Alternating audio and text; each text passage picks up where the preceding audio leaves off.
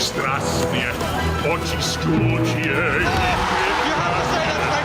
was clearly very, very cleverly put together, how it basically represented those famous incidents in kind of a tapestry. I felt it was colourful, bright, it was passionate, and I think the real kind of thing that stood out to me was the music, the orchestral background. I liked the commentary throughout the advert. I found it really interesting, intriguing, it kept me engaged. I didn't like the cartoon images, that there weren't real life video footage, wasn't real life pictures. I felt it was a bit too arty in a way, and it wasn't really very human. So I think they could have focused more on the human aspect, essentially.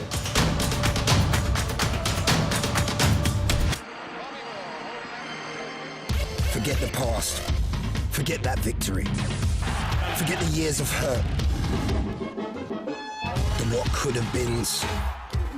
There was some great real life footage, really took me back to those moments, so I was really fond of that side of things. It's a good advert. It came across a bit of a lad's kind of culture advert, very passionate. I'll be interested to see it from a female perspective because it came very much across as a lad's kind of advert. I found it was catchy and it was modern and it was exciting, but I didn't connect with it so much. I think it felt like too much was going on. I think it should have focused more on the positives, and in general, I think that the media build the England team up to fail, and I don't think that's really a way to generate positivity around the World Cup.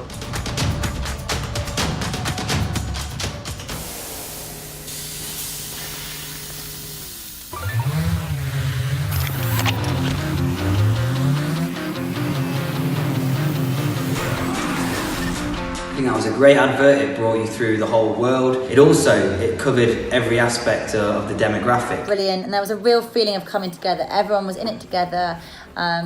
It was a real uniting track, ads, visual. It was unique and fun to watch. The dislikes, it wasn't really relevant to the World Cup and football. It was more focused on the Budweiser product. Basically, it was a drone carrying a beer bottle, and that's all it was. There wasn't any passion about it. I found it quite kind of boring. This is a mixtape about defiance.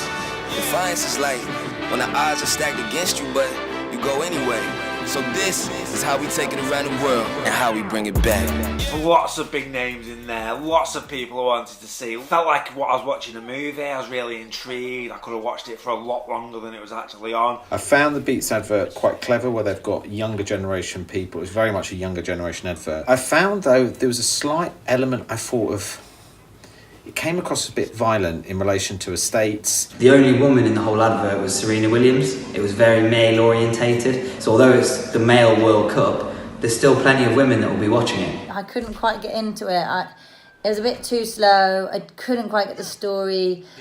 Maybe that's because I'm female and it was a very masculine male voice. Okay. Coca-Cola Original, Light, Zero, and Life bottles. All sizes and badges. You've been chosen for a very special time in people's lives. It showed people watching football all over the world, in Germany, in Bulgaria, and the army, in England, and I thought it was really, really good how it showed how football is a global sport. I didn't really relate to it or engage with it until the very end scene when sort of everyone together in this roar, and then I thought, yeah, that's the power of football, and that's the power of ads like this. You know, it wasn't a special World Cup advert. It was like any other Coca-Cola advert, to be quite frank. No football content, it really lacked that. And overall, a great disappointment. I just found it strange for the person speaking to the bottles.